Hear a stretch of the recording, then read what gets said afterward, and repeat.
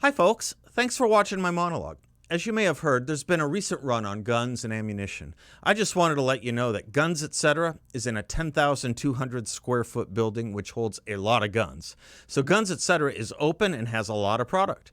Or you can go to gunsetc.com. That's gunsetc.com. And if you like my monologue, please subscribe to our channel using 960 The Patriot. Welcome back. Friday, April 3rd, 2020. The topic is things we used to know and things we should know. We are right now engaged in a big experiment brought on to us by a great pandemic. The pandemic is itself one thing, the reaction by us and others, another. We know the pandemic can kill if you attract the virus. We don't know the chances of contracting it, and we don't know a lot more.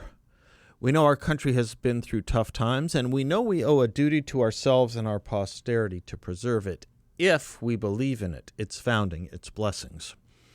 There's been a great deal of pseudo-sophisticated thinking, junk thought, as William F. Buckley might have put it, saying we aren't so great here in America. To say we are great is to be ethnocentric or worse. We aren't better than anyone else. To say so is racist. Not multiculturalist, not with it, not hip, outre, infradig. We eat cooked beef, another culture eats live bats. One is not better than the other. We believe in one mate for marriage, other cultures believe in multiple mates. One is not better than the other. We believe people shouldn't eat other people. Michael Rockefeller went to New Guinea and discovered otherwise, but that's, of course, the way they do things there. Some of us don't think breadlines are a good thing. Others do.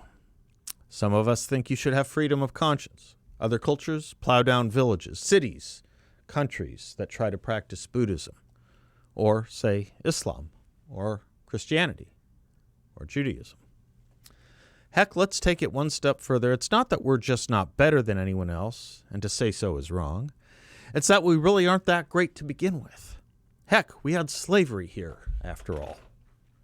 But to those of us who don't believe in junk thought, that kind of thought, and I think that is the majority of Americans, and I think that because I think most Americans are good people who congenitally know they won the lottery by being born here, and they are not convinced by sociologists and anthropologists and political scientists that this is a rotten place. But there is a strong minority of thinkers that are so convinced.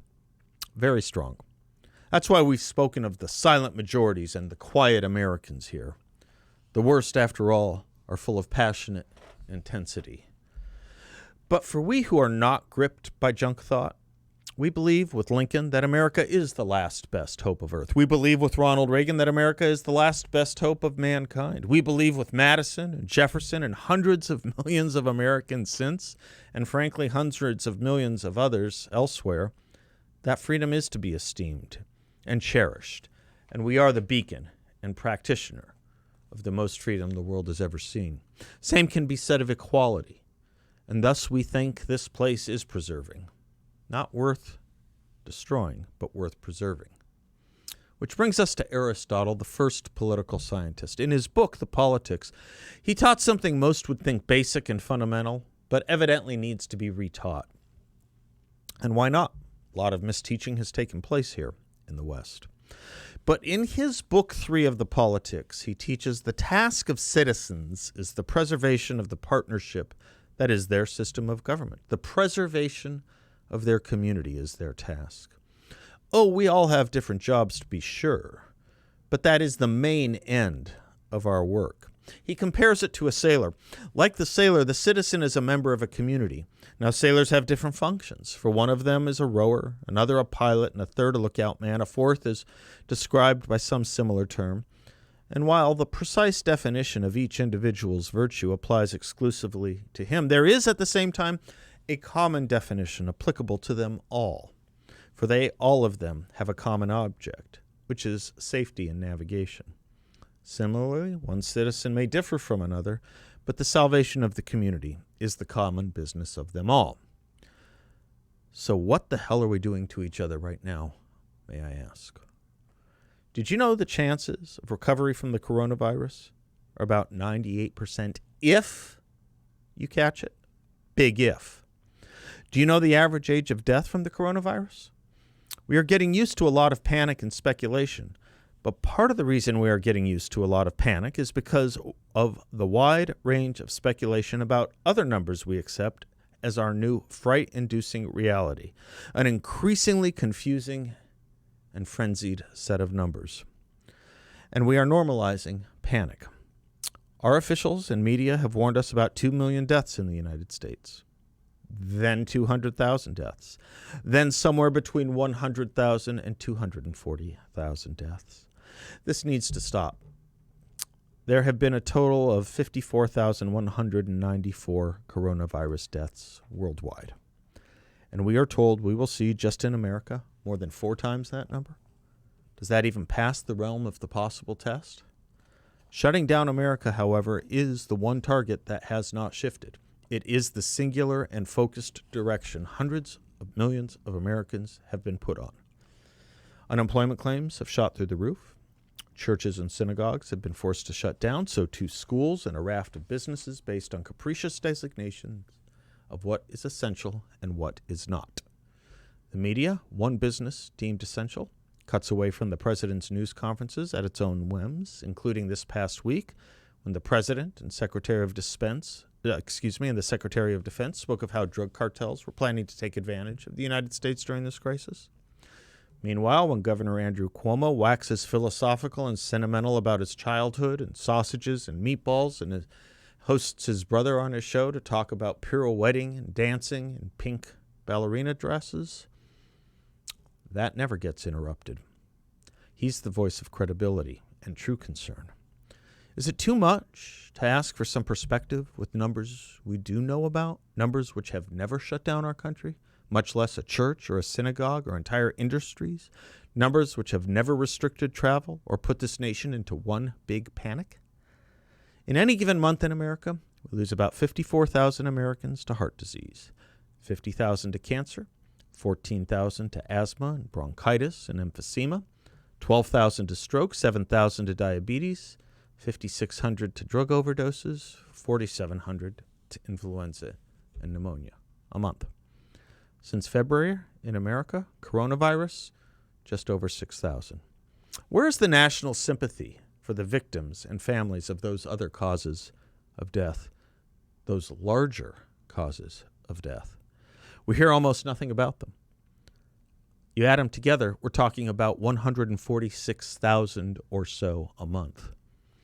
Given all that is being done about this one cause of death, turns out this is a very privileged disease indeed. Let us ask, with all the blaring chyrons and death and disease counts, has anyone tried to search for the average age of the death toll from the coronavirus? It's very hard to do. Though we are told the virus more maleficently affects those over 65 and is worse with each year of age. Why do you think this fact, is not everywhere available? Could it be that there's an investment and interest in scaring all of us? Nobody expects the Spanish Inquisition, after all. Their chief weapons are fear and surprise. You can find some stories about state and county data, but isn't it interesting the general data is not available nationally? And isn't it interesting that the media centered in New York, the state with death rates 90% higher than more populous states like California and Texas, is driving this fear and panic? Let's go back to drug overdoses for a minute. The president spoke a great deal about them on the campaign trail in 2016 and held several summits and briefings on the problem since he became president. We who have been involved in these issues for decades have been accused of waging an irrational drug war. Did we ever contemplate curbing the constitutional freedoms of nearly 300 million Americans? Did the media ever publish or emblazon its television coverage with panic-inducing death counts? Did we ever suggest shelter-in-place orders to clean the streets of illegal drug activity or shut down industries causing unemployment to skyrocket and retirement savings accounts to plunge? Of course not. It was and is a worse problem with a higher death count, affecting the young more than the old, and the country was able to keep its wits, even as we who tried to do something about it were denounced for taking draconian measures to save these young lives. Turns out we had no idea what draconian was. When the president linked that problem to the coronavirus, as he did this past week, the media turned away and criticized him. Only one cause of death matters to them, the one that invaded us on his watch. Meanwhile, we know a few things about the causes and effects of the shutdowns, and they will exacerbate all kinds of other deaths mentioned above. As the Wall Street Journal recently put it, the economic and social science literature is replete with studies that document the harm to people from recession and economic hardship, including higher rates of suicide, opioid abuse, alcoholism, and domestic violence. As for drug and alcohol relapses, the director of a major addiction institute recently put it this way in the New York Times, quote, "I'm hard-pressed to think of a bigger relapse trigger than what we're going through now as a country," close quote. Is this country prepared for a worsening of all the other social harms and deaths brought on by an incredibly overwrought, self-induced hysteria and panic over constantly shifting warnings and bad data that doesn't parse or pass the common sense test? It better be. But with all the nonprofits, volunteer, and self-help communities organized to address these problems being shuttered and harmed direly and financially, be prepared for massive social failure and more death. This is what happens when sanity is at discount and hysteria reigns supreme. This is what happens when societies get used to pandemonium. As bad as the coronavirus is, and it is bad, unless we arrest these attendant national endemics, we should be prepared for things worse than the virus. I'm Seth Leibsohn. We'll be right back.